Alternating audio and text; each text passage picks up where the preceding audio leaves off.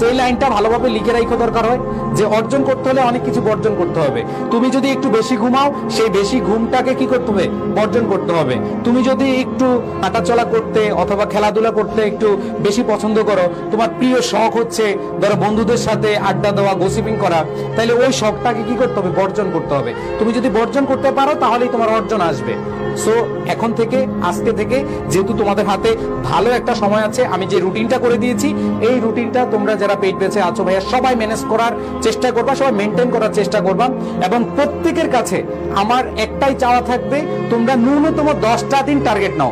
10টা দিন টার্গেট করে এভাবে পড়তে থাকো, তারপরেই কিন্তু তুমি বুঝতে পারবা যে তোমার আসলে ইমপ্রুভমেন্ট কেমন হচ্ছে। আর মনে রাখবা, হাল ছেড়ে দিবা না। যদি হাল ছেড়ে দাও তোমার সাকসেস আসবে না, তুমি যতই ভালো স্টুডেন্ট হও। তুমি যদি এখানে যারা আছো, অনেকে বলো ভাই আপনাদের সাথে থেকে আমার মোটামুটি প্রিপারেশন 80% কমপ্লিট হয়ে গেছে অথবা 100%ই কমপ্লিট হয়ে গেছে, আমার আর আসলে ভাইয়া পড়তে ভালো লাগে না, আমি তো চান্স পেয়ে যাব। আমি তোমাকে বলছি, তুমি যদি মনে করো যে তুমি তোমার প্রস্তুতি শেষ, তুমি সবকিছু শেষ করে ফেলছো, হ্যাঁ আমি বলবো হ্যাঁ তোমার প্রস্তুতি শেষ।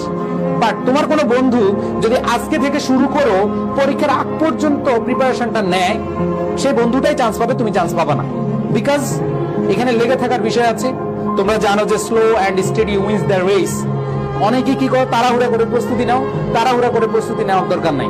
তুমি হচ্ছে শেষ পর্যন্ত লেগে থাকো, তোমার রেজাল্ট আসবে। আর তুমি তাড়াহুড়া করে প্রস্তুতি করে প্যাকিং করে বসে আছো, তোমার কিন্তু ভালো রেজাল্ট আসবে না। সো প্রত্যেকে এই কথাগুলো মাথায় রাখবা। যে রুটিনটা দিয়েছি সেই রুটিনটা ফলো করার চেষ্টা করবা। তোমার